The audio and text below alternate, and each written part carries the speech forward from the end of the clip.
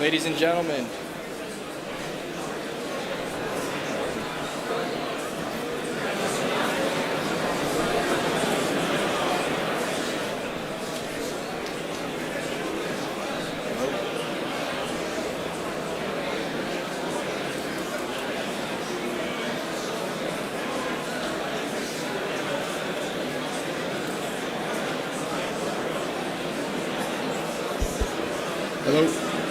Hello.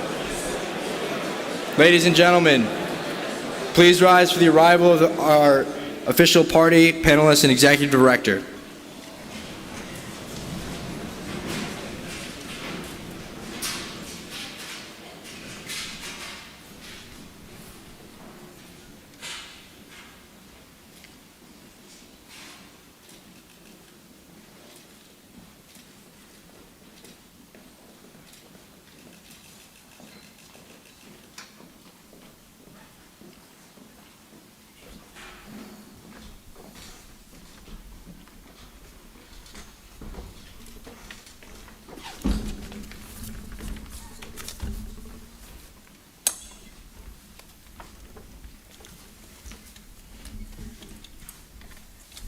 Thank you. Please be seated.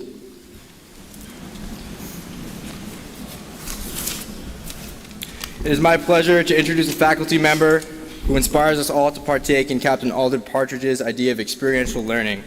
Speaking on behalf of all the students he educates and from personal experience, he serves as a valuable educator, mentor, and citizen soldier of our institution.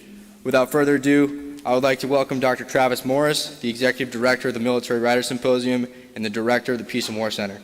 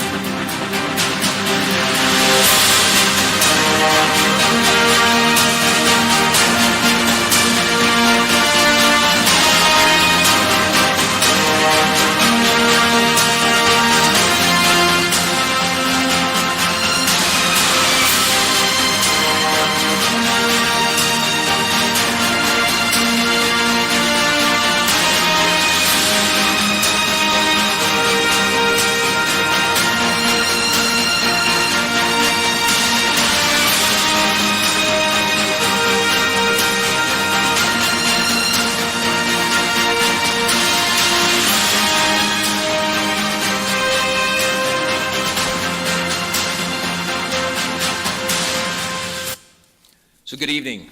It's a pleasure to see all of you here this evening. And for those of you that just watched the video, you should recognize that warfare has changed. For those of you that are interested in being commissioned officers, working in any segment of security or the government or policy, this is the world in which we live in. And that video just gives you a short glimpse to not only what exists now, but the future in which you will not just inherit, but we expect you to lead in. And whether you recognize that artificial intelligence and robotics is part of the current landscape, that's the reality. That's why you're here. It doesn't matter if you're a biology major, criminal justice, mathematics, or political science. This is the world in which we currently live in, and this is why we have the Military Writers Symposium. So welcome to the 28th season of Norwich University's Military Writers Symposium. It is a pleasure to have each of you here. We've had a full day of programming, and hopefully some of you were able to attend some of today's sessions. And if you hadn't, we have sessions for you tomorrow as well. So it's my hope that you are able to not only just engage in today's sessions, but that you're able to recognize that you don't have to travel overseas to have new experiences and be exposed to new ideas. So before I introduce Norwich University's provost, I'd like to thank several people that make this event very special. So when I call your name, please stand and remain standing until all names are called. So President Anarumo, I know that he's here in the back taking care of things. Thank you, sir. We have Ambassador Man Rubin. Sir, would you please stand? The President and CEO of Pritzker Military Museum and Library, Dr. Kurowski Salter. Alex Kershaw, internationally renowned historian and Kobe Award Selection Committee Chair. Wesley Morgan, the 2022 Kobe Award recipient. And our Commandant, Bill McCullough. Let's give them all a round of applause.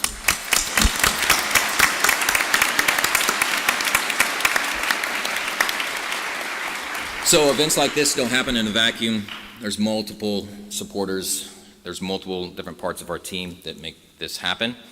And you just heard me introduce Dr. Salter, and I would also just like to thank our strong partnership with the Pritzker Military Museum and Library, and our deepest gratitude goes to the Pritzker Military Museum and Library in Chicago, who make this event possible, not only for the 28th season, for the previous season.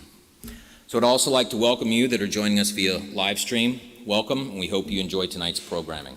So just a couple of housekeeping issues. Make sure your cell phones are off or on vibrate, one of the two.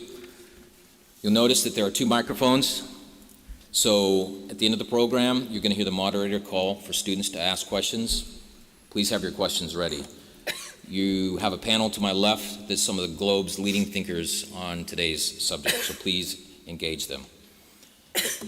So now it is my pleasure and honor to introduce Norwich University's Provost and Dean of the Faculty, Dr. Karen Gaines. Ma'am, the floor is yours.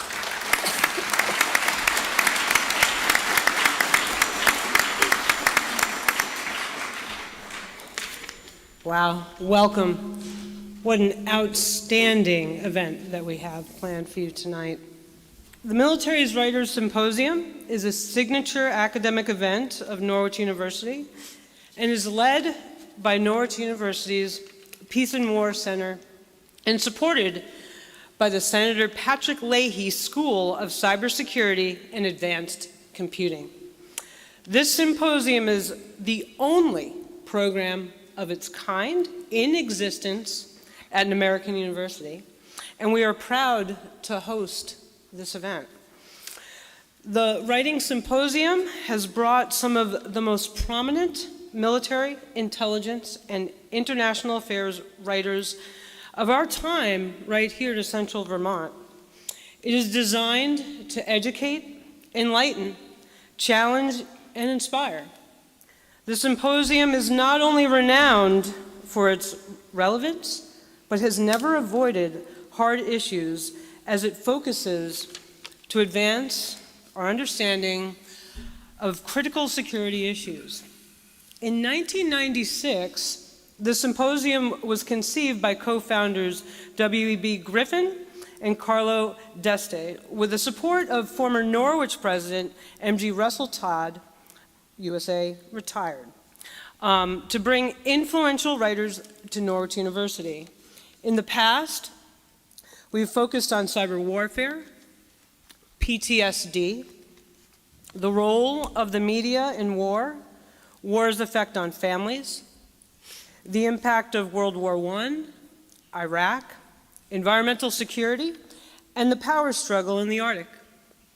This year, we devote our attention to the very important topic, robots rising, arming artificial intelligence. You have some of the globe's leading authorities on this subject sitting right here before you, who you will hear from shortly. It is my pleasure now to introduce tonight's moderator, Colonel Scott Nelson, U.S. Army retired. Before you get on stage, sir, I'm going to have to give a little background on your illustrious career. Scott Nelson currently serves as a senior advisor to the Director of Strategic Initiatives at the Cyber National Mission Force at Cyber Command. Scott served as the Director for Academic Engagement for the United States Cyber Command and Deputy Chief of Staff Operations, G3, for Army Cyber Command prior to his retirement after 32 years as a U.S. Army colonel.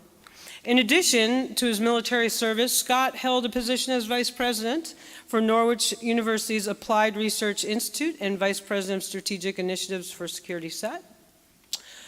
Over his 32-year career, he has served in senior leadership positions in the Army, government, commercial, and academic sectors. Scott's expertise includes information warfare, public affairs, legislative and congressional affairs, and strategic planning. Please join me to give Colonel Nelson a Norwich warm welcome.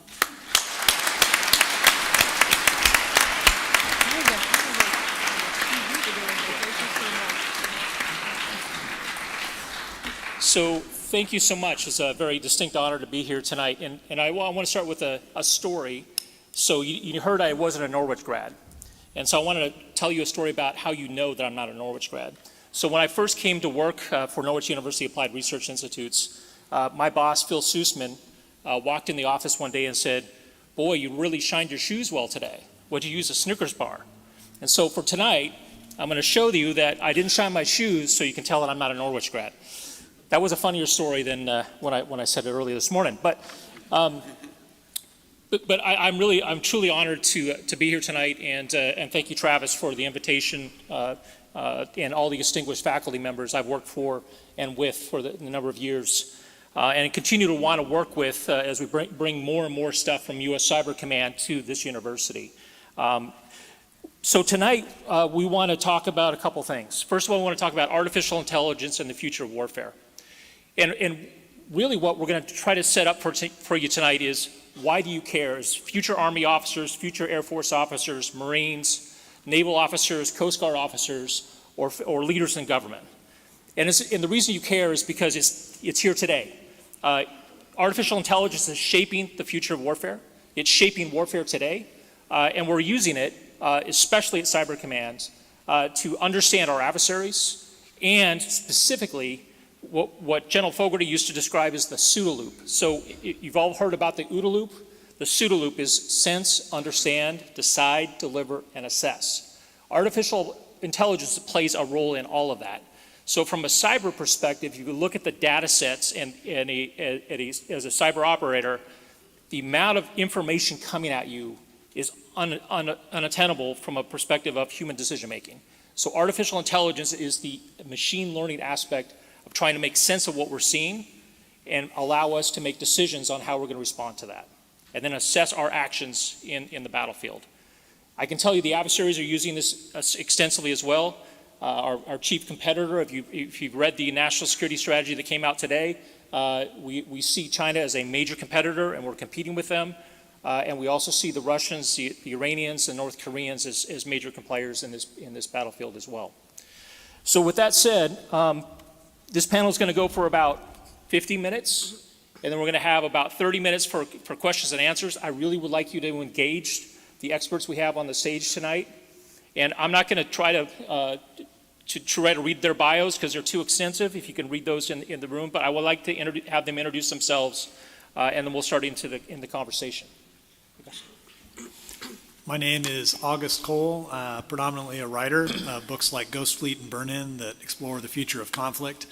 As it relates to AI background, I've worked within the industry on futures for an AI company, and I'm currently also consulting on AI ethics for the Peace Research Institute of Oslo. Yes, I'm Lyle Goldstein. I'm a China specialist. I also do some work on Russia, but China is my main focus, and China's military development. I'm faculty at Brown University and also director for Asia engagement at a think tank called Defense Priorities. Before that, I served for 20 years at U.S. Naval War College, so you'll forgive me if I often see strategy through a naval lens, but I'm so glad to be here.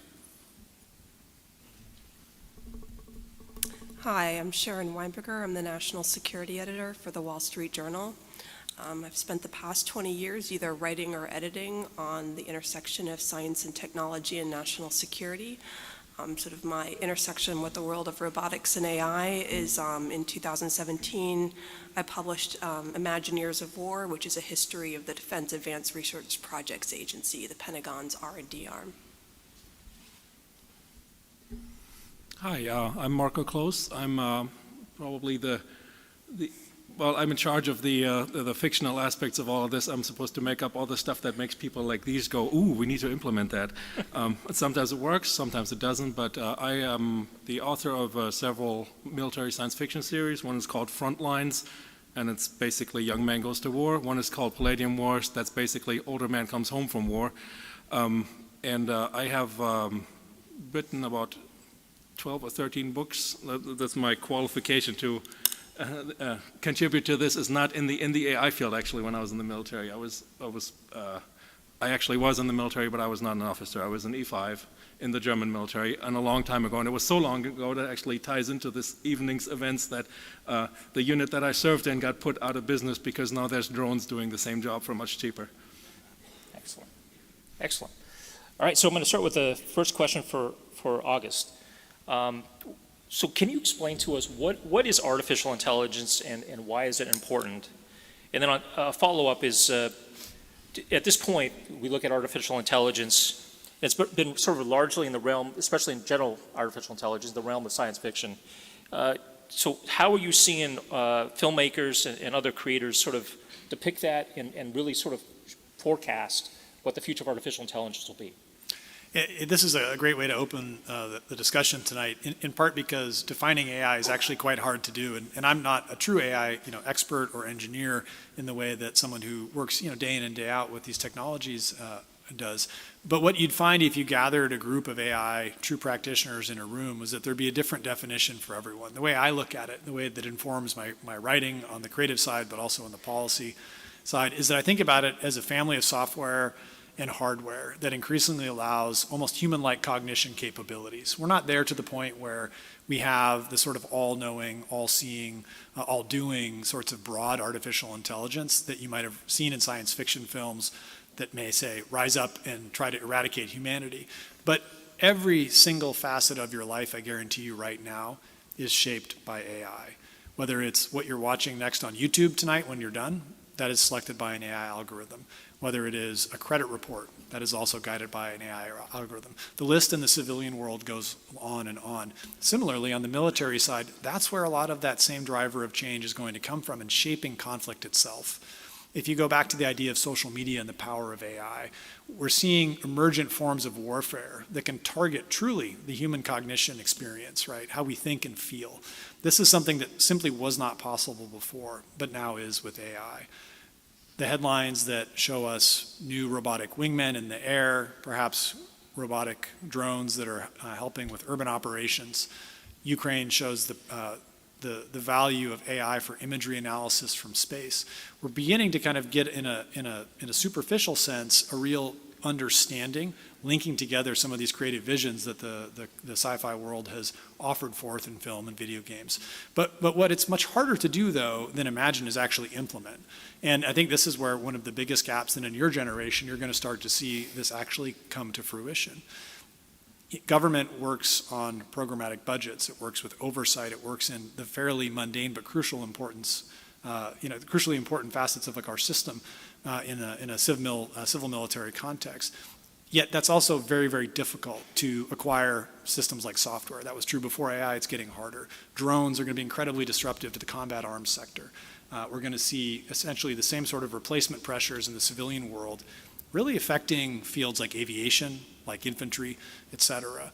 And so trying to kind of comprehend what that's going to look like from 2022 requires a lot of imagination. So I kind of think of this panel as an invitation to start on your terms, to use creativity, to use the content you're seeing, whether it's classic films like Terminator, which we'll talk about a bit to dispel, I think, some of the perils of using that killer robot paradigm, to the kinds of science fiction writing that some of us on this panel have done, but also really nesting the way you think about the future in fact, because when you're trying to understand the capabilities of some of these systems, which can seem almost magical when we're living sci-fi every day, tuning into reality actually can help us come up with a pretty clear picture of what's possible.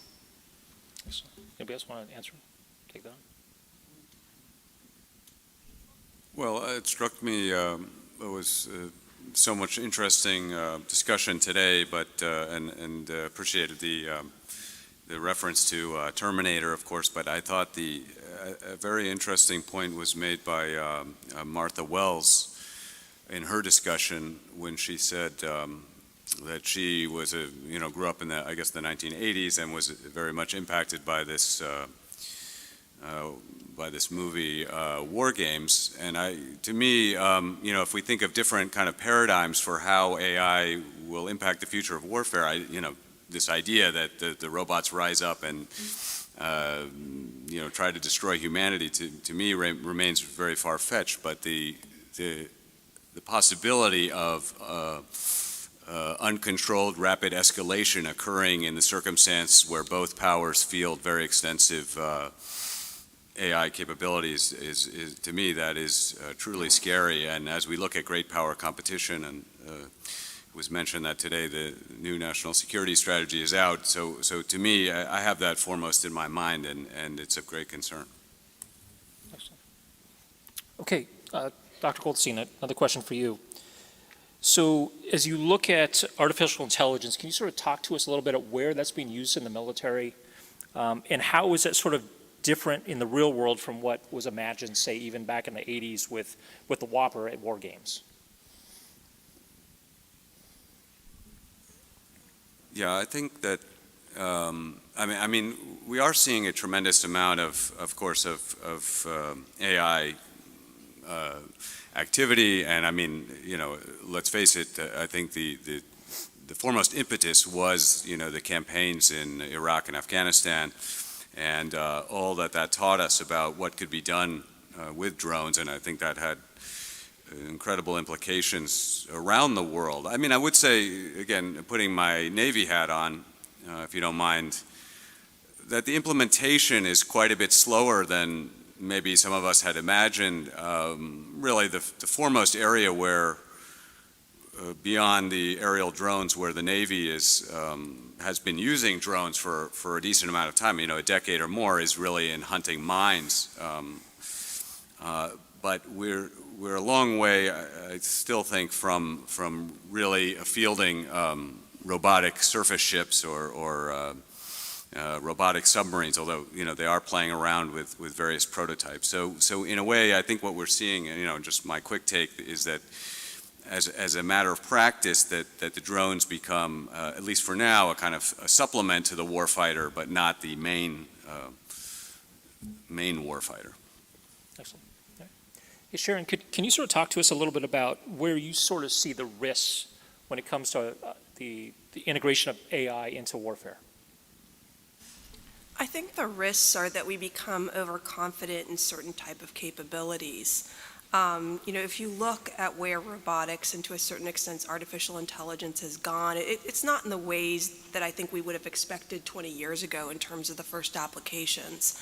I referenced earlier today when I spoke that back in 2002, Congress in their defense authorization bill said by 2020 a third of the Army's ground vehicles would be unmanned. It's basically about, I think, 0% now. I think we will, technology very rarely wins wars. It changes how we fight wars. So if you look, for instance, at the advent of armed drones, of the Predator, then followed by the Reaper, it didn't win wars, but it changed how we conducted them, that we were able to do targeted killings in countries and in places where we might have been more hesitant to do it with manned aircraft or other forms of strikes. So I think overconfidence in what artificial intelligence or robotics could provide, or what it will allow us to do, to me, I think that's the greatest danger. And Marco, can you give us a German perspective, and since you're the foreign officer up here, on where you see the German, the country or the military applying AI, and what's sort of a European view of artificial intelligence in warfare? Well, the Germans know a thing or two about computers, and we've always tended to have a very high-tech army, but it's gotten when I look at what's happened since I wore the uniform, and that was a while ago, I was going to say I kind of have uniform envy looking at the crowd here. I would have worn mine, but I haven't worn it in 30 years, and it must have shrunk in the wash or something because it doesn't quite fit anymore. But it just went from the time when I was serving to the time, and I've had plenty of friends who were on various deployments in the last 10, 15 years. There was no lack of that for sure. But just seeing both in the U.S. and in Germany, the technology that has seeped into the way we fight wars, that is, and amazing to see too, because it used to be, and it's still that way, because military procurement, what it is the technology that ends up in the force is usually not the cutting edge stuff, because it has to, you have to jump through so many hoops to get it tested and approved and integrated and whatnot. But just seeing in the last 30 years how warfare completely has changed, just from the increased use of this smartly used high tech, to the point where now we have a conflict where the people that are fighting it to defend their home are using rack grade commercial drones that you can buy at Best Buy, and they 3D print fins for anti-personnel grenades so they can actually drop them accurately from commercial grade drones. And that is so much of a game changer on the battlefield. Like I pointed out, when I served, I was in a long-range reconnaissance company of the German army, and we had 3 companies, 1 per corps, so it wasn't a really big unit. But they're gone now, because the stuff that we can do with just rack grade stuff that we can buy in the store, and most civilians don't even really know what's out there, like in what's being adapted for military use. But it changed. Like I said, my unit got disbanded because they rolled the capabilities into the Air Force's job. They can do it better with drones. It doesn't make any sense anymore to send 4 guys behind enemy lines for 80 miles and then have them dig a hole and report back what kind of vehicles come through the intersection. These days you do it with a drone, and you can do it much cheaper, and the drone is cheaper than the 4 guys that you have to train. And just seeing that, this was 30 years ago, and we basically went in terms of battlefield integration of communications. There's another big thing. We always had the radios, but now everything is networked, and there's no way like the best of 30 years ago would get absolutely stomped going up against what we can feel these days, just through the integrated battlefield communications and everything else that goes with it. I mean, it's been interesting to see this slow revolution of increased capability, and how much capability. Of course, we've gone off the deep end too with a few things that we get lost in. This toy probably has really awesome applicability for the battlefield, and then you put it into service, and it's like, no, this is not what we need. But overall, it's been like I said, I wouldn't want to fight a modern unit with a same-sized unit from 30 years ago, no matter how good their training was, because the tech has just become too good. And the only problem with from the German angle that you asked, the way that NATO has been structured, the U.S. has always been providing the heavy hitters, like, for example, the Navy. The U.S. has the Blue Water Navy, and the German Navy is not a Blue Water Navy. It's a frigate Navy that's meant to button up the Baltic and the North Sea, and it was laid out for the Cold War. And now the bigger challenge for the German military right now is not to integrate the technology, which they do very well. It's to find, to reassess the mission and have a kind of more distributed capability, because the U.S. can do stuff that no other country in the world can, and it's becoming clear to some of our adversaries now too, because I read this Telegram thread of this despondent guy from this Russian mill blogger who said he's just now realized that the U.S. is the only remaining superpower because we can stage a campaign halfway across the world. We have the logistics to do it, and it's what we do. And other armies, not naming any names here, other armies may have problems invading a neighbor that they're directly adjacent to, and that they've had a year worth to prepare for the campaign. So it's the technological advantage we have is definitely a game changer, but we need to not be complacent with it, and we need to make sure that we kind of, like the Germans are finding out now, there's a lot of capability that the U.S. provides for NATO that the Germans don't have homebrew, and then they need to buy stuff that's not homebrew, because they got their mission stuff so tailored to a specific job that they have the best minesweepers in the world, but the minesweeper doesn't do you any good if you don't have a blue water navy to back it up in case of conflict. So. Excellent. All right, so this is for Sharon and for Lyle. Can you sort of talk to us a little bit about where our adversaries are going with artificial intelligence? Some examples of application that you're seeing, China, Russia, et cetera, the big adversaries, and then sort of the future of what they're projecting.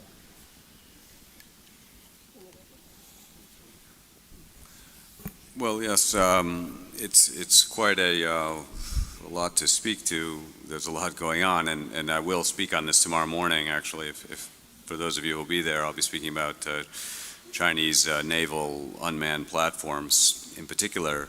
I do watch the Russian side, and I've been following the Ukraine war with great interest, of course, and I think my initial impression is that the Russians were very, very weak in drones at the outset, really, as we know, kind of face planted, if you will, but have been subsequently discovered drones in a big way and begun to, implement a much more serious kind of drone tactics, including, interestingly, they seem to have acquired a huge number of Chinese drones, but through kind of third parties, but off the shelf.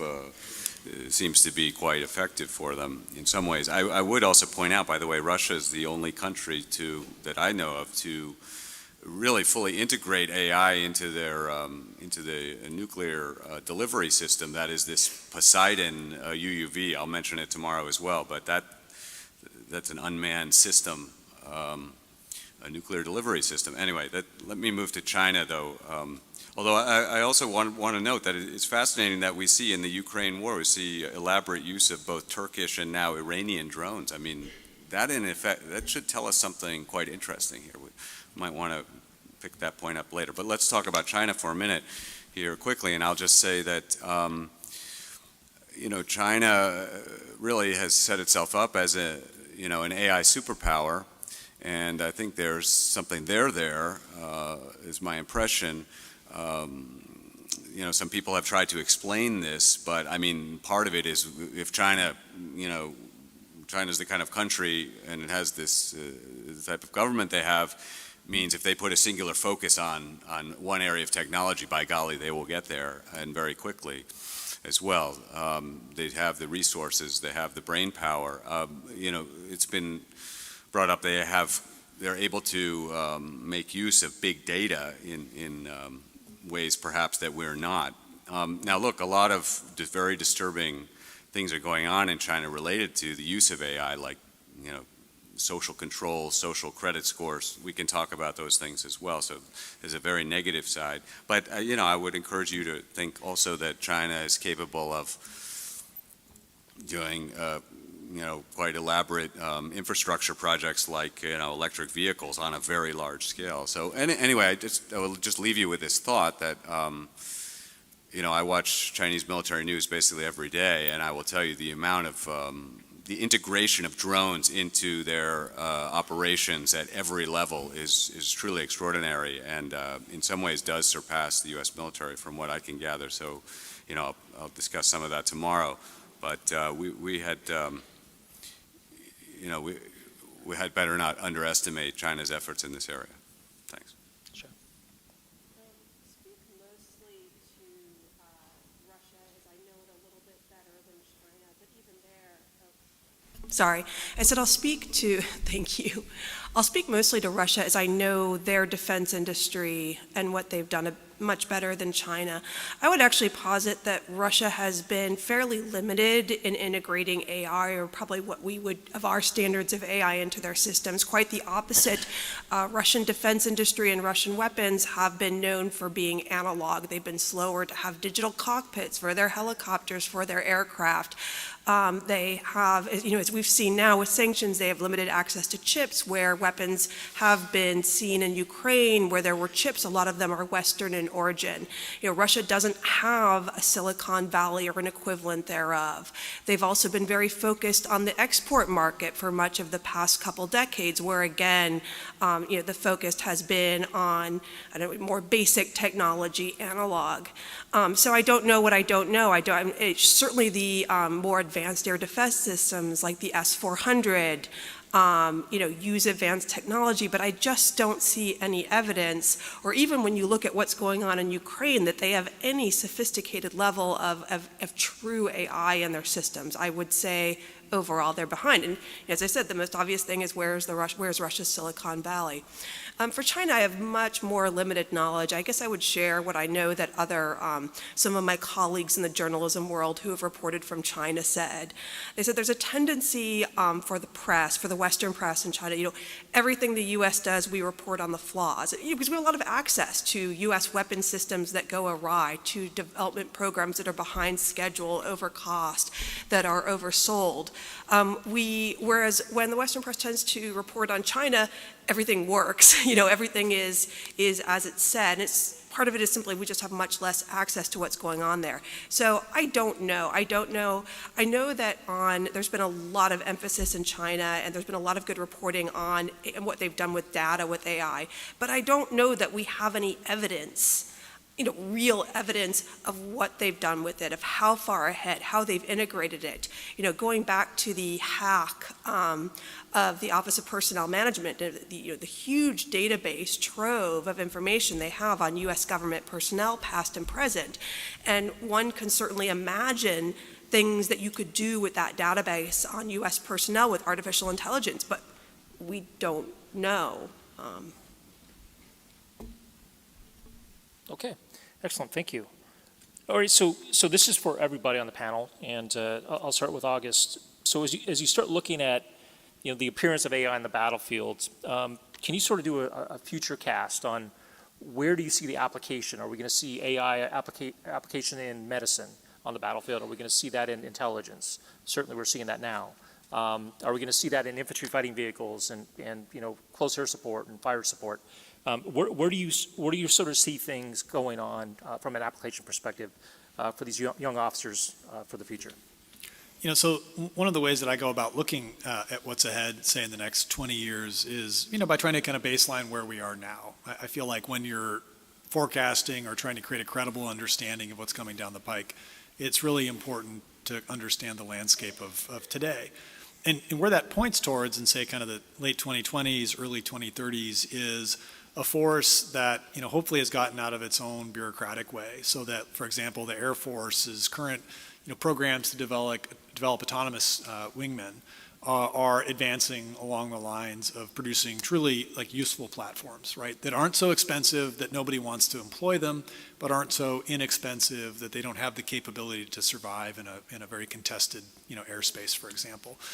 I think it's really worth watching what the U.S. Marine Corps is going to be doing as it shifts away from its heavy armor, from some of its fixed wing, to become the kind of force that can survive a close-in fight, a stand-in force, if you will, with China. Autonomy and AI is going to play a really important role for the Marine Corps of the late 2020s and early 2030s. That might be robotic, wheeled vehicles that carry anti-ship missiles that don't actually need to be driven by a Marine. It might mean that the sensor networks or the data that they're tapping into when they're deployed are managed and fused together by artificial intelligence systems. If you could think about it this way, today, and we were talking earlier about this idea of the lack of synergy between, say, like an intelligence analyst and, say, a fires company or, an infantry unit. Imagine if, the intelligence analysts had their own kinetic capability, right? And that was an autonomous robotic force. Similarly, imagine if an infantry platoon had its own on-site exploitation that was a mix of the kinds of models that we're seeing in the commercial world today that can understand and process language no matter which nation's tongue it's in, and be able to assess and sift and sort and share at the sort of speed that only special operations forces did at the most elite level 5 to 10 years ago. I think those kinds of paradigm shifts are coming, and they're going to be, again, I think, quite transformational if we can kind of get out of our own bureaucratic way. I don't think there are the ethical issues that a lot of people throw up in this kind of as a roadblock, because many of the laws of armed conflict or international humanitarian law can be applied in the instances for these sorts of systems. Now, U.S. policy, of course, has always been pretty close to hewing to this notion that there will always be a human, in or on the loop. But the reality is that's not going to survive contact, right, with a force like, China is going to put forth in the Pacific. The threat environment, the speed of warfare, of being able to use this OODA or SUDA loop, be able to take information, orient, decide, and act, a human is only going to slow that down. And you're seeing glimpses of this in the cyber domain. Right, you can't put people in between some of these, threat actors and the target, because it's going to be simply too slow to move at machine speed. And so that's going to be a really big challenge, I think, cognitively, of course, but offers a lot of opportunity for the kind of people who really see that as an opportunity to thrive and come up with real innovation. Wow. Yeah, I think, well, I might just comment on the China side a little bit more. I am seeing some degree of innovation here, which, again, we'll get in a little bit more tomorrow morning, but, just to give an example, we expect, if they go forward with a Taiwan scenario, that this would, to a large degree be spearheaded by airborne or heliborne assault. And of course, one of the big problems with units like that is they're not heavily armed, and they may run short on supplies very quickly. So they have combat power, but it's they can become isolated. So the idea is to use large drones to support these, to fly in, literally pallets of ammunition and so forth. So that's just one of the ways I think that China is kind of creatively thinking about how to use AI in the Taiwan context. The Navy is going ahead, I would say quite robustly with some platforms already. They have a long endurance surface vessel, which I think has a radius of something like 8,000 or 10,000 miles. So that's interesting. Some kind of, let's say we have a start on robotic submarines also. I think there's systems called the Orca and Snakehead. I actually saw with my own eyes in Newport not that long ago. Believe me, the Chinese are watching this very closely, and as I'll discuss tomorrow, they have their own versions of these.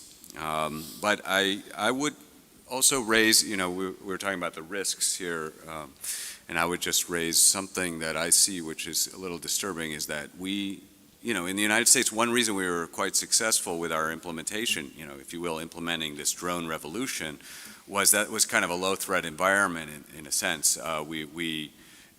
You could fly drones easily all over Iraq and Afghanistan because they had no air defense, seriously, and no air force to speak of. So I guess what I'm trying to say is I think we have to be very concerned that a lot of these drones, for example, when I think of this surface vessel that the U.S. Navy is considering fielding in large numbers, it doesn't have any air defense at all. So I'm just saying that when you're talking about peer-to-peer competitors or a great power war, that's something altogether different, and drones would play a very different role, and we have to think that all through. Sorry, is the question on the risks? No, Sorry, I lost the train. I was listening to the speakers so much, I lost the train of the original question. So where do you see the impact of artificial intelligence in application of military power? So medicine, intelligence, et cetera. What things are you seeing on the battlefield now? I think intelligence is where we've seen it the furthest. I have to admit, I remember, I'm better on history than the future. I remember sort of in the, around 2009 or maybe 2010, going to look at state of the art in facial recognition, and it was really pretty poor. And I thought at the time, like, this is just Yeah, it's not going anywhere, and I was dead wrong.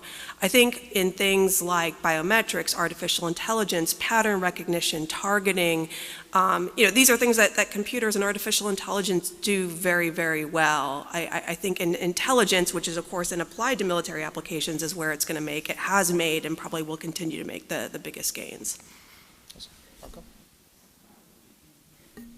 I think the immediate future, I don't think, and I know that, when you see the videos of the cool robots, the Boston Dynamics robots, people are like, oh, strap a machine gun to that. And I think we're going to see, in terms of the near future, we're going to see leaps in integration and force multiplication and enhancing capabilities like we are doing now, only much more so because the technology is getting better year over year.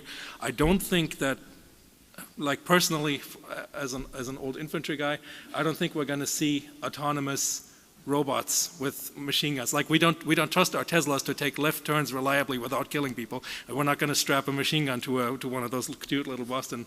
Well, we've done it already, but the difference being, this whole thing that you were talking about, that there always has to be a person in the loop, I don't think we're going to see unmanned aircraft in the Air Force long before we see fully autonomous combat vehicles in the Army, precisely because of that, because there's just too much still, as good as AI has gotten, and it's, showing again my infantry bias here, but it's when I think about, just from that perspective, like when you have an armed drone, you still have somebody there who signs off on the target and who actually works the trigger. But I don't think that we're going to have, barring some quantum leaps in the next 10 or 20 years. But the ethical and the technological and the operational restrictions that you have when you let a robot make its own decisions on who it's going to shoot and who it's not going to shoot, there's just too much involved that I think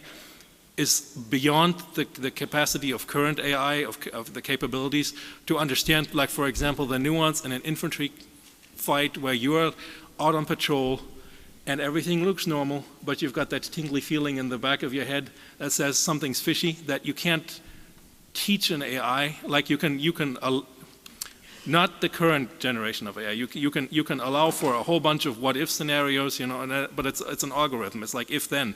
It's not. You can't teach it those non-tangibles. And I also think that strictly from a ethical standpoint, this is going to be a hard nut to crack for anybody who wants to have like fully autonomous combat. AI is also the lack of accountability for the use of force, because it's easy to. Sometimes it's not so easy, but generally when somebody pulls the trigger on the wrong target, you can track it back. If you have two state actors or a state actor fighting a non-state actor, and they all use off-the-shelf drones and arm them with lethal weaponry, and say in 10, 15 years you have the capability for them to pick out you have that capability already, you are just not using it, that they pick out their own targets. How do you have absolute deniability there? Wasn't our drone, wasn't our weapons, and you don't have accountability, an ability to trace it back to, whatever military used it or whatever operator used it. If it gets, I'm just thinking, like for example, Ukraine, like they're using drones that are off the shelf, that you can buy, like I said, at Best Buy or whatever. But imagine if we had a non-state actor who used those in war, where you can't track back where it came from, and you can't, it's just, I can see some countries doing it, I just don't see the US doing it because of all the ethical implications that come with it. So in the next 15 or 20 years or so, we're not going to see fully autonomous combat AI, but we are going to see, like I said, I think we're going to see unmanned aircraft, combat aircraft, long before we see, AI infantry. Excellent. All right, so I'm going to throw you all a little bit of a curveball here, because this is a question I didn't put on the sheet. But we have journalists and authors up here. So what I'd like you to do is put yourself to 2030. You are a brand new second lieutenant or an ensign. Pick your service that you want to describe, and describe the tools and the capabilities you're employing on the battlefield from an AI perspective or an AI-enabled perspective in whatever branch you want to choose. You want to be a military intelligence officer, you want to be a doctor, et cetera. But tell us a short story about how that looks. August, we'll start with you since you tell stories like that all the time. All right, this is like a writing exercise here, huh? Well, I'll pull the example I started to talk about earlier about the future, Marine Force in the Pacific. And you can imagine a, small unit of, let's say 15 Marines who are, in the second or first island chain, perhaps being resupplied by the same sorts of autonomous surface or undersea vessels that you might today use for reconnaissance, but really have to go after those kind of core military problems of like, how do you sustain a force? How do you get them ammunition? How do you get them batteries? Similarly, their situational awareness, like how do they know what's going on in an environment that may have a lot of jamming, a lot of contested challenges? And so they're going to be using software that's effectively, AI driven to be able to assess at any given time from the panoply of data that they can extract, which is the most valuable, which is the most accurate. One of the biggest challenges is that we don't really have a good language to communicate with machines or even among ourselves about the fidelity of information that comes from an AI type system. This is a really big design challenge, one I find really interesting, in figuring out how to kind of communicate trust and confidence. Again, machine to machine, but also machine to human, human to machine. Similarly, you can imagine, say back home in San Diego, those Marines and their families or their loved ones or their peers are being bombarded, right, by the kinds of information campaigns that are targeting them, those people in the States on the domestic side, at a very core level, at an emotional level that's different than the sort of propaganda that we're used to seeing in wartime that an adversary might employ, but rather using many of the same capabilities and technologies today that end up promoting extremism through social media, radicalizing individuals. Those are going to be modified to a point and used by adversaries to leverage many of those same AI algorithms on the home front. So on that threat side too, we have to think about some of these kind of novel use cases and what that does for readiness, what that does for the sense of a deployed force. I think that's really crucial to kind of think holistically about those aspects. Ensign Goldstein? Yeah, I might have to jump on that train there, considering, maybe how the Marines or naval units out there in the Western Pacific, the situation they might face. I guess I would start by saying that it would be an incredibly stressing environment, and beyond the issue of how AI could serve their needs and keep them functioning as a combat unit, I think as a commander there, the biggest stress, of course, would be trying to mitigate the enemy's AI-enabled capability. And here I would underline I'm very concerned that geography is very favorable to China, right? This is for them a kind of, if you will, fight in their front yard, but for us it's 8,000 miles away, depending on how you measure. So I do think, I am concerned that, we like these kind of whiz-bang solutions, but the reality is that the toughest job for this AI-enabled commander may just be kind of resilience, fighting through, surprise, deception. I would think one of the biggest problems, as we look at the drone threat going forward, a lot of the Chinese drones, I think, absolutely are going to be aimed at spoofing your air defenses and whatnot by overwhelming them, with swarms and so forth. So I think one of the biggest problems for our commanders going forward will be how to prevent your side from Winchestering, meaning like we just used all our ammo on things that were not real. So now we have nothing left for the real battle. So another thing I think that's going to be foremost in their minds of those commanders, Marines, Army, whatever out there will be distributed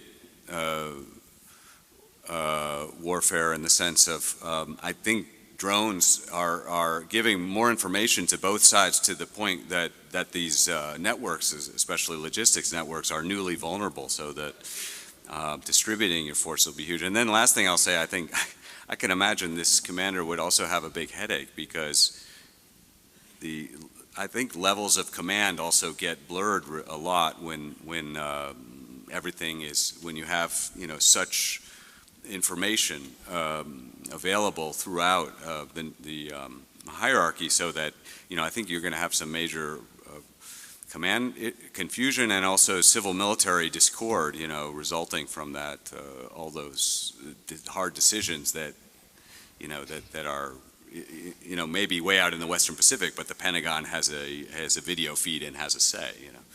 Thanks. Senator Weinstein. Weinberger, sorry. Once again, it's like unmuting yourself on Zoom after 2.5 years. So I feel like journalists are always in the worst position to predict the future, and the few times I have, I am completely wrong, to include the invasion of Ukraine. So I guess I always tend to look towards the past, because it does give us indications of what may happen. So one of the things, if we look at revolutions, you know, in technology, we've talked a lot about drones. Well, one of the things that we've learned about drones is they don't just give us an advantage, but the quick commercialization and proliferation of technology gives the Houthis in Yemen an advantage. Iran is building fleets of drones. Iran is providing drones to Russia. It's a capability now that is available both to very developed countries and some rather undeveloped ones. So I guess if I were to make any prediction about AI, it would be that we shouldn't presume that we will have a significant advantage the way we think we might as a superpower. Of course, we have advantages in drones, we have advantages across technology, but I think we have to assume that commercial availability of technology will give some of these same advantages to our adversaries. So I don't know what that will mean in 2030, and I would be hesitant to predict. I'll be wrong, but if I'm going to predict something, it would be that we won't have that advantage as much as we might think and as much as we have in other areas. Well, first of all, if I find myself as a second lieutenant in 2030 somewhere in the Pacific, something has gone terribly wrong with my writing career.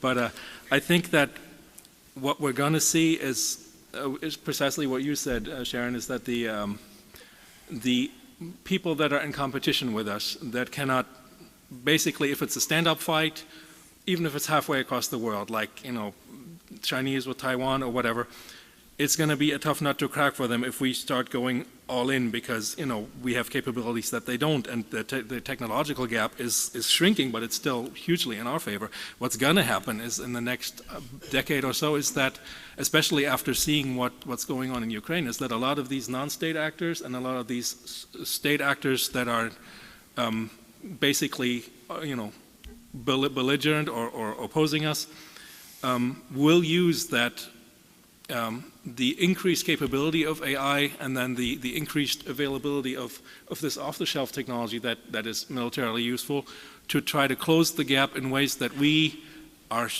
trying to anticipate, but we probably won't with some of these things until they happen, is when they try to negate our advantages, you know, with integrated communications, with supply, with everything.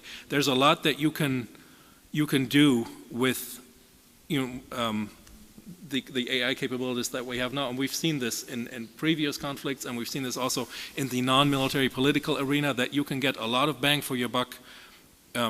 You can spend $60 million on a new supply ship, or you can spend $2 million on staffing a server room full of 200 guys who are going all in on cyber warfare on your country. So we're going to see a lot of that going on, increased as the technology gets better, that our opponents are basically going to use the capabilities of the hardware and the software to negate our advantages as much as they can. And it will come, you know, there's stuff that is coming out in that we don't, that I'm sure there's a lot that we do anticipate, but there's a lot that we don't anticipate yet that we're only going to find out on the battlefield, like if things really heat up with China, for example.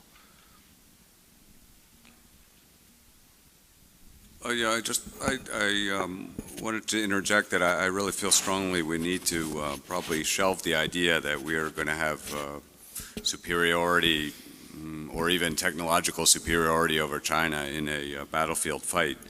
I mean, we may be superior in certain respects, and on some platforms I think we retain superiority, fortunately, but on many we do not. And, you know, just very quickly, anti-ship cruise missile. The YJ-18 is superior to anything we have in our fleet. They have something called the anti-ship ballistic missile. We don't have one. I think we wish we did. China has a deployed hypersonic weapon. We do not. I just finished a study of their top-line surface combatant. It's probably superior to our top-line surface combatant. So, now maybe those are exceptions that prove the rule, but folks, any ship, if you're in a naval fight with China, anti-ship cruise missiles are pretty important. It's not a minor capability. All right. So we're going to transition to asking questions, but I wanted to sort of wrap this all up with a sort of description of what I've gotten and learned from Lieutenant General Fogarty when I was one of his deputy G3s at R-Cyber. And as I started with this idea of the pseudo loop, so understand that AI is going to be critically important, especially for military intelligence and cyber and information operations as we go forward. So as we start sensing a lot more information, so you're going to have tons and tons of data coming at you as a brand new lieutenant or ensign out there in the field. How do you make sense of it? How do you understand what's coming at you first? So as we talked about drone swarms and all these other adversaries or things coming at you, how do you sense that first before the adversary does? The second then is understand. How does AI enable your ability to understand what's really going on, right? Could it be an information strategy against our families and our service members back in home station, or could it be something that's going on where artificial intelligence is enabling ISR going forward to see what's out in front of us in the deep fight? And the next thing is then, as we transition from sense, understand, how do we then make decisions on all that information? So AI will enable decision making going forward as well in a much faster pace, because one of the things, if you've listened to anything from the ASUA in the last couple days, every single general officer has talked about tempo and mass and precision. So AI plays a massive role in all of that as we go forward for decision making and enabling decision making. And then we deliver a solution. How do we assess that? So if it's a cyber attack, if it's a offensive cyber operation, if it's an information operation, if it's precision fires, how do we assess the effect we've had? And the AI plays in that battle damage assessment as well. So all of this is going to impact your career. And I would have told you as a second lieutenant right before Desert Storm kicked off that I wouldn't experience the career I have had.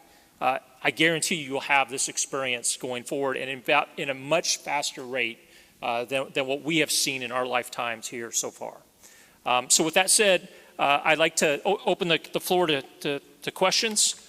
I would ask you to come to the microphones, identify your name, your rank. If you want to identify your specific unit, you can, and then ask your question, please.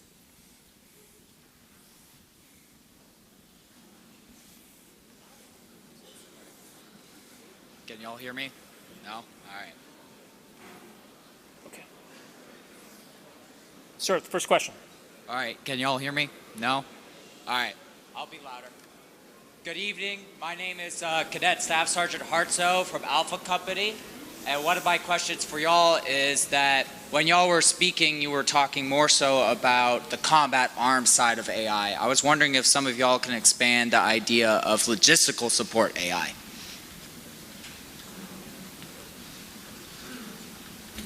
Yeah, I'll speak to that. I think one of the bigger challenges in the narrative and the stories we tell about AI is that to your point, they tend to dominate this question of the systems that we associate with combat arms. But in fact, even in the near term, I think many of the more disruptive or truly powerful capabilities could be very much around creating greater efficiency with systems that are assessing who gets what when, whether it's personnel, whether it's materiel. Similarly, for officers who are managing an incredibly complex set of tasks, the amount of paperwork that begins to mount as you rise and are promoted, that seems like a really great way with artificial intelligence to address some of those profound pain points for particularly mid-grade officers who may be facing the choice of, do I want to stay and serve or deal with more headaches, or can I in fact use some of these systems to address some of the abiding challenges of leadership that have less to do with actual mission effectiveness, more just about, the way that bureaucracy works. So I think that's a really crucial question, and there's a lot of opportunities there to make a meaningful difference, saving, money, time, and people's pain. I don't know if you...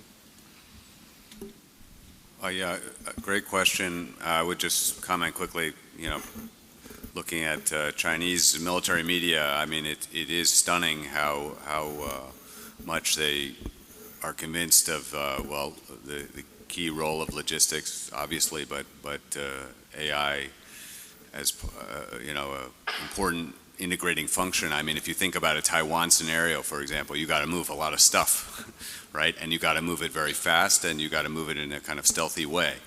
And so, yes, they have alighted on the fact that AI can do this a lot better than humans. So I think if we see this unfold, that will be a critical part.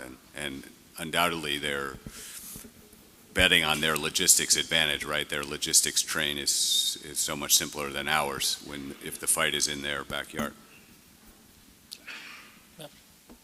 Hi, my name's Cameron Vella. I'm a residential advisor on the civilian side, so I don't have a rank in the Corps. But I am a cybersecurity major with a pursuing law school once I graduate from here. And I was wondering, could AI and or robots in the future affect the way law is processed? And if someone were to use an AI in some sort of way, whether that's through the news, spreading false information that could potentially hurt someone? And if so, what way could we help prevent that change and or help adapt to it, if you had any advice on that? I'll take the AI and law question. The second book that I wrote, Burn-In, the protagonist is an FBI agent, but her husband is a lawyer who was on track to become a partner at a kind of white shoe law firm whose job was essentially replaced by an algorithm. And I think the reason why we chose that fate for that character was that it's emblematic of the services economy in the U.S., which is, preponderance of our economic activity, is incredibly disruptible with AI. So, whether it's discovery, for example, document processing, that is a task that AI today already is handling in the legal world and will continue to do more of. So, there's one vision of it, which is our somewhat dystopian one, which is, it's much cheaper for a law firm to pay X amount, a year for a software capability, maybe even a cloud service, versus paying someone mid six figures cash for their time. The other way to think about that, though, is that the lawyer of the future is going to have to work with AI, just like writers are going to have to learn how to use large language models to help with productivity or editing or creativity, or visual artists are increasingly using AI engines to storyboard. That's sort of the tension I see in some of these, but law especially seems very disruptible with AI. There's already a lot of activity there. Thank you. Okay. Next question. Hi, I'm Cadet Dylan Paulette. I'm a first lieutenant in the Corps. I just had a question. You were speaking what seemed to be Marine Corps Force Design 2030. How up to speed would you say right now that the military in general is with counter-UAS systems and training for any infantry unit? Not. Although, National Training Center just completed like 4 weeks ago a massive integration of, quadcopter type capabilities in a swarming pattern to test this, right, in an offensive sense. And the fact that that's occurring and that failure is becoming more and more an option, so to speak, in these kinds of exercises is actually heartening. There are programs of record for counter-UAS in different branches, even within the services, but I don't think we've seen anything quite scale yet. And this is kind of one of the abiding challenges with AI as well. Many of the best systems are going to be small and somewhat inexpensive, again, based on that kind of consumer model. That's often hard for our defense industrial complex to really push forward services to buy into Congress to authorize and appropriations for, et cetera, or appropriate. But I think you are seeing actually that take shape, and many of the kind of counter IED mission has switched over to counter UAS, and you're going to see that evolve further. Whether it's like Eagles that attack drones, or whether it's kind of more electronic warfare oriented, you'll probably see a lot of different systems based on the theater emerge. Next question. Good evening. My name is Gabriel Williams. I'm a second lieutenant in Delta Company. So my question kind of falls around the same track that the previous cadet spoke on, which is training, right? So from a military force planning perspective, what is our department doing? What is NATO doing to integrate more proficient training platforms to train the warfighter on the integration of AI at the combat level? So we talk about combat capabilities in C4ISR, or we're talking about cyber or electromagnetic warfare. What is the DoD doing? How do we codify that into our training process to make sure that our warfighters properly understand the capabilities of AI and how it integrates directly to the mission in the operational environment? So I'll start with a little bit on the cyber side, since you asked on cyber. So one of the things that we're seeing as a significant change and the leveraging AI, especially for cyber defense, is the ability to look at big data sets, and we're talking big data sets, to identify anomalies in the data, right? So using humans is just not possible. There's just way too much data. So now artificial intelligence and machine learning comes in and can start identifying those patterns and trends inside the data that are going after threats. And so it's critically important that we're embracing those technologies coming in. The second part of that question is also looking at the mis and disinformation aspect. And August and I had a conversation here recently about this, and he's very concerned about cognitive intelligence or cognitive operations. But one of the things that, as an information operations officer for 22 years, has been a challenge for me is the lack of understanding the adversary's actions inside the information environment and our ability to assess our actions in the information environment if it even had an impact. So I see AI playing a major role there as well going forward. And it just matters where the department really wants to invest. The challenge remains, are we investing in major weapon systems? Or are we investing in sort of smaller capabilities that have a much larger impact, in my opinion? And so it really comes down to a leadership issue when it comes to looking at the future. I'll just tail on to that. It's happening right now, but scaling is hard and it takes a long time. But I think what you'll find is that there are small numbers of people who are pushing really big ideas that are starting to take shape, because reform has to happen from top down, right? But also kind of buy-in at the bottom, and then hopefully the middle gets in line. But you're seeing, from the Deputy Secretary of Defense and the AI strategy, the national security strategy just out, will be followed hopefully soon by a new AI strategy. I think that's going to help drive a lot of that in getting kind of more programmatic approaches. But fundamentally, this is a leadership challenge for the next generation of junior officers, is ensuring that you have an understanding yourselves that your troops, your Marines, your sailors, your airmen are also coming along with you, because that's going to be determining so much of their career into the future.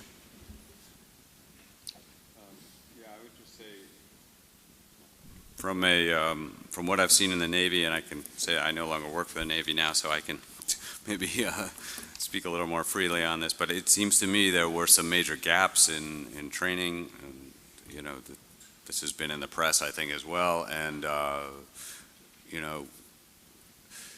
well, I do think that the Navy has put too high a priority on kind of partner engagements, which have a certain role, but also we have trouble training for the high-end fight when we're operating with navies that are like, almost the size of a Coast Guard or something like that. So, I mean, I think this is a real problem. And this, as we start to, the Navy seriously considers fielding, major, robotic submarines and so forth. It's a huge doctrinal and training challenge, and to me, I think this came up in earlier sessions today, but the risk of putting a substantial amount of your force in AI platforms, big robots basically, that are untested, is very, that's a very hard decision to make. Good evening. My name is Sean Bassey, a senior in political science and a private in the Corps. This is a question for the entire board, but I wanted to ask about your opinion in the future development of the international order regarding morals and ethics in the utilization of AI warfare, or AI in warfare.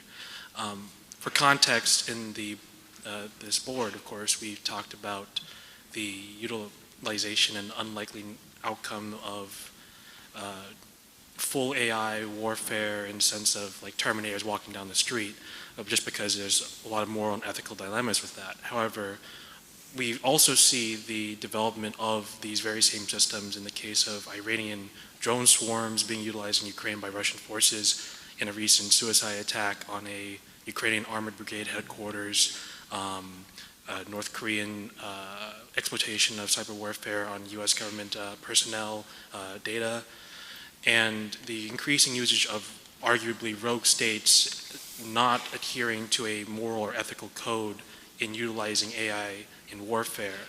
And so, considering these factors, how can you, or what could you recommend to future officers or future leaders, political, civil, what have you, in helping to begin limit, in the same way we have limited the usage of nuclear weapons, usage of AI in future warfare?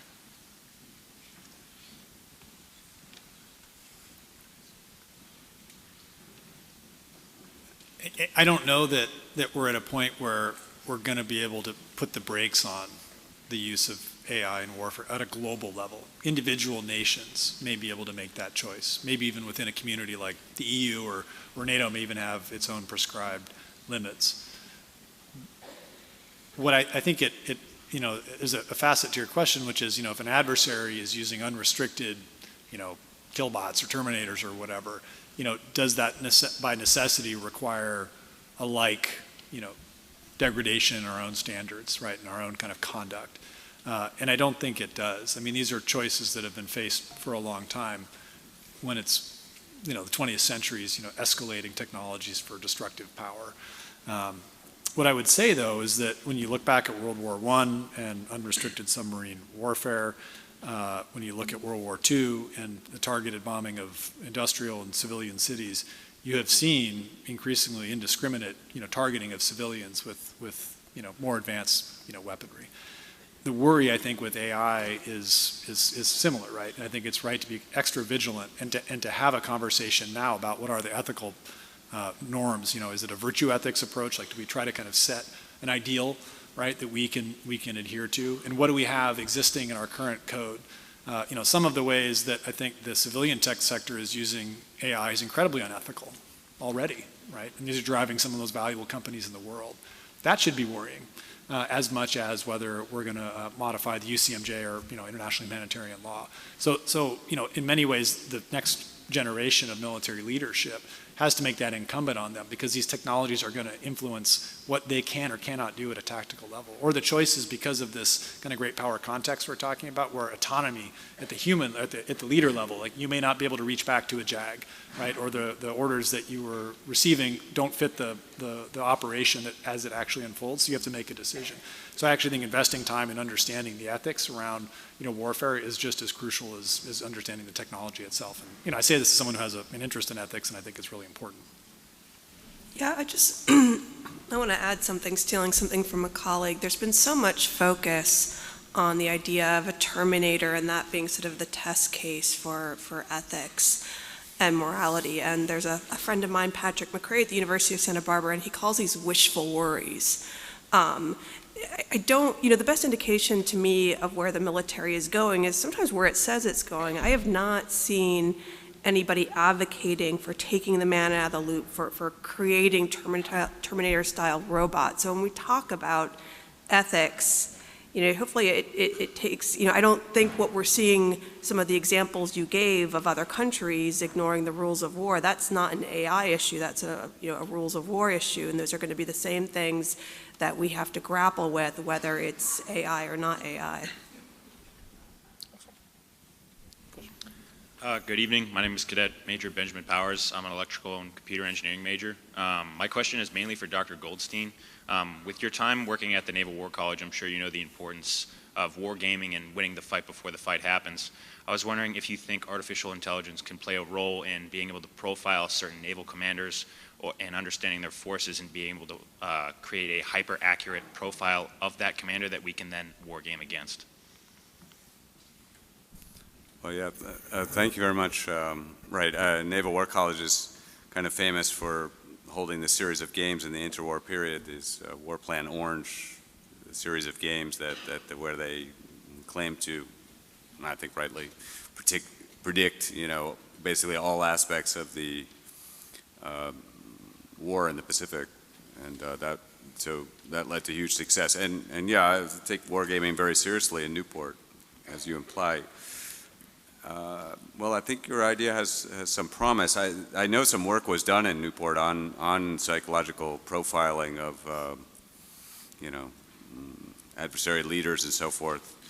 But yeah, I think I will say, I tend to, how to put it, I study red more than blue, if you can understand. So I watch what China's doing, and they have taken a very deep interest in how AI can help not just tactics and operations, but actually strategy. And that's kind of a leap, really. I mean, we kind of joke about the IBM defeating the human at chess, but could you imagine a computer essentially deciding where the main thrust of the Taiwan invasion goes? I mean, that seems kind of far-fetched, but that is literally what they're talking about, if you can imagine. So, thank you. Good evening. My name is Nicholas Anthony Chavarden, and I'm a construction management major here at Norwich.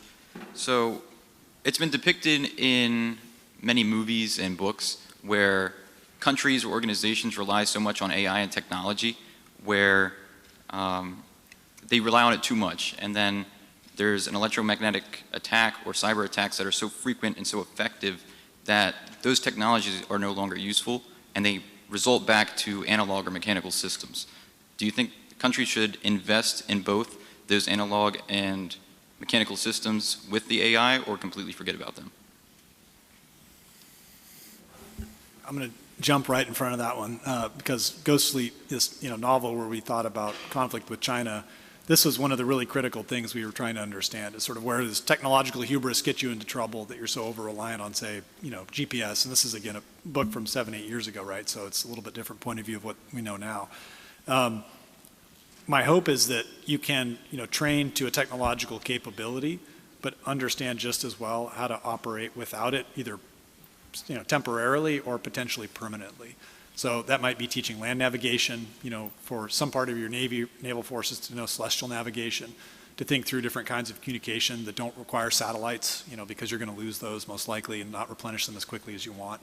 I think, the Ukraine conflict exposes a bit this duality where, one boot is in the early 20th century, one boot is firmly in the 21st. You have trench warfare, but also, hobby drones that are conducting, extremely precise strikes guided by, wizard level electronic warfare, right? And I think that tension is really important to think about in envisioning what's ahead. So I would very much focus on the fundamentals too.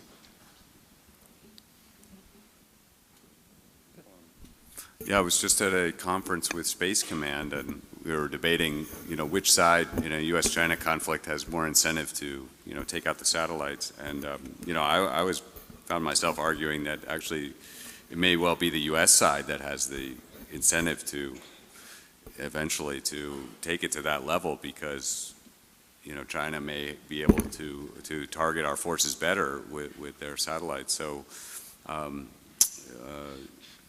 yeah, I can't say enough. I think it's a very important question, and one of my takeaways from this whole discussion is really that future military leaders and all leaders, just have to have this focus on resilience, really, as a way. And I hope, I do think both U.S. and Chinese forces are basically actively preparing for that. They've all read Ghost Fleet, as they should. Thank you. So unfortunately, this could be the last question because we're running short on time. So you got the last question.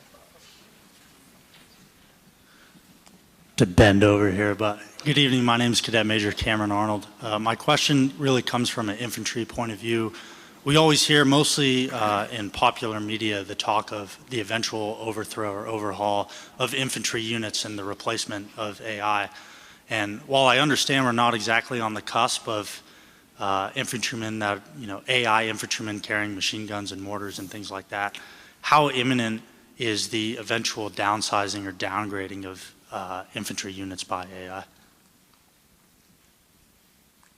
I would say it's imminent. I think it's going to be about 10, 15, 20 years, but I think it's going to be more gradual. Like there won't be autonomous infantry units of robot soldiers. There will be enhancement of capability, like for example, you know, what they did with the, they trialed a few of these cute little robot dogs for cargo carrying, and I can see how integrating combat AI with a live squad takes a lot of, you know, stuff that you usually use manpower for. Like for example, you know, transporting a mortar, you can divide it up between 4 guys, or you can strap it to one of those robot dogs, and you know, and it takes, you know, if the AI-driven tech can supplement, you know, human capability, and it can enhance capability, but I think we're quite a far away from completely replacing it, because there's so much that goes on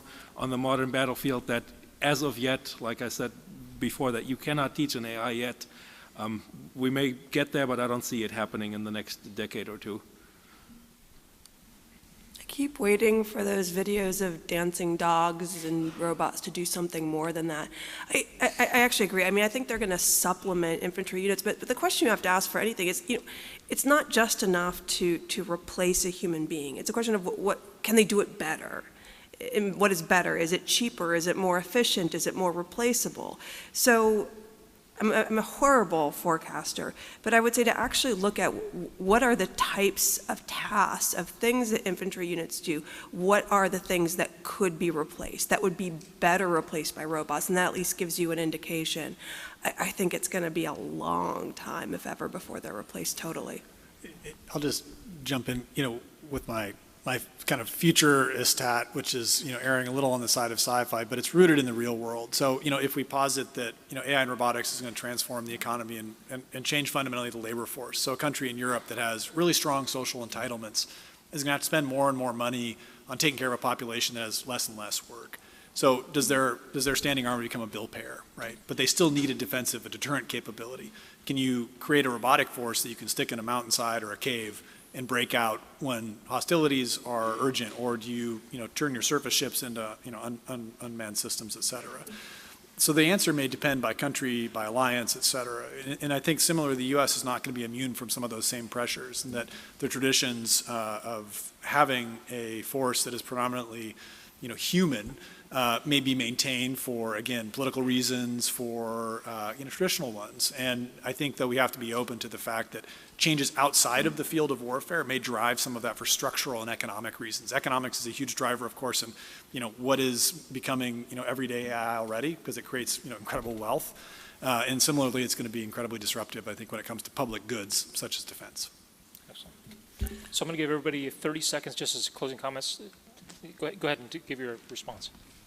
Oh, well, I was just going to say on that point of infantry, I mean, it seems to me that one of the lessons of the Ukraine war is that infantry is absolutely crucial, and, you know, maybe always will be. But I will say, I did see just happened to see a video yesterday that sort of blew my mind. That you know, I tend to focus on naval AI applications, but this one was I think it was a Chinese sort of large quadcopter that then landed and released one of these dog drones.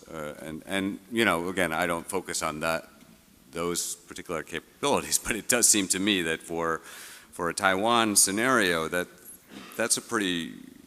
would be a pretty interesting combination. And I dare say, you know, I think, you know, in the West we may be having deep inhibitions about that, but China may not, and I think we'd better consider that. On the other hand, just my final comment would be, and I'll make this case tomorrow, but it seems to me that this area of AI, you know, we definitely need to consider crisis management, how that's impacted by AI, but also, you know, it's time even to use that word from a long time ago, arms control, and it's gone way out of fashion, but it seems to me that in AI we need to begin to grapple with that as well. And China, I will say, has put out some feelers there, so, you know, I think at a minimum we have to make some consideration of that. Whether we want to try to enter some agreements is uncertain, but thank you.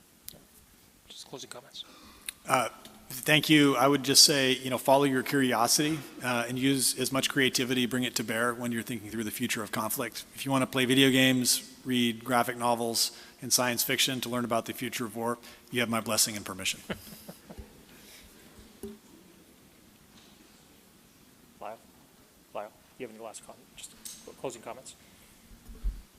Oh, well, I would just, I feel like I've said what I wanted to say, but I guess I would, a small plug for those interested in regional studies, study your languages. We need a lot of people knowledgeable about China, so please have a lot of advice along those lines. But I'm incredibly impressed by this institution. It's not the first time, and keep studying hard, and hope to see you again. Study history. In my 20 plus years writing about the Defense Department, I've always been impressed by what a learning institution it is, but it's also a forgetting institution. And when we look at the war in Ukraine, we see lessons from Iraq, from Afghanistan, from the Vietnam War. I won't even, my colleagues are much better at predicting the future than me, but I see so many things that you can learn from the past that can be applied to the future.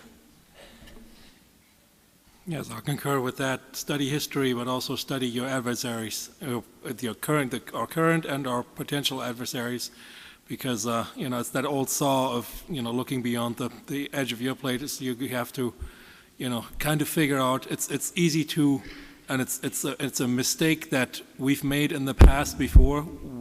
This waltzing into a country and thinking that they will act like us if they just have the right incentives or the right circumstances. But the thing is that, and speaking from somebody who's from a different culture, there are things to everyone's culture that influence how they fight wars, how they see their opponents, how they treat things like ethics in combat, and what technology to use, and whether they have compunctions about it, and what kind of reservations they would have. Learn your adversaries. I'm not saying enemies, because the global situation changes with almost every decade. I mean, it's just constantly in flux, and people that we thought were our allies ended up not being, and people that were, that we were unfriendly with. I mean, speaking as a German, it can turn into your best allies. But you have to know how the other side thinks. You have to be able to understand why they do what they do and how they feel. So learn their history, learn their language if you can, and whether it's Russian, Chinese, whatever. And this is like, I too am really bad with long-term predictions in fiction. We writers tend to, what I have what I call the fancy airship syndrome. There was this collection of postcards in 1900 that depicted how they were asking people, like writers, how do you see the world in 2000? And they were putting out postcards with like, the world in 2000 from the viewpoint of somebody who grows up in the Victorian age. And it's all just Victorian age stuff. It's just prettied up. Like the fireman with the fire hose has like a little helicopter hat so he can fly right up to the fire, but he's still dressed Victorian style, and he's got a water tank on his back. Like there's a tendency to not think ahead far enough when it comes to predicting future development, and most of us writers are terrible at that. It's like some of us get lucky, and then they're like, oh, he's a visionary. No, I just got lucky. But yeah, get into the heads of the people that are most likely to be our opponents. Learn their culture, learn their language, and figure them out, because sooner or later it's going to help you. Maybe not in open conflict, but definitely in preventing future conflict. Excellent. All right, so that completes our panel for today. I just want to give you one piece of advice of 32 years of experience. Embrace the time you have at Norwich, learn as much as you can, and then embrace your time in service. I will tell you that my Army career was the best experience of my life, and it allowed me to do so much and so many different things to set me up for the future, which is where I'm at today. And so, though it may not pay the best dollars at the start, it will set you up for a commercial career, a long government service career, or a military career. And so just embrace that service and do the best, and take advantage of all the services that the military offers you. Free education, go to law school, go to medical school. All of those are available to you as you join the service and commissioned officer. So I wish you the best of luck as future officers in the Army, the Marine Corps, the Navy, and the Air Force, and the Coast Guard. And I'm very happy with the future of our force with you in that. So thank you so much. Cadet Colonel, I turn the Corps back over to you.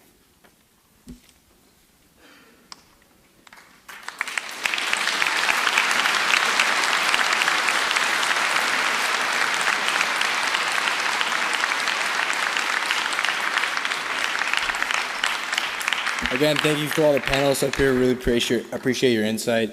And at this time, the Corps is dismissed. Thank you.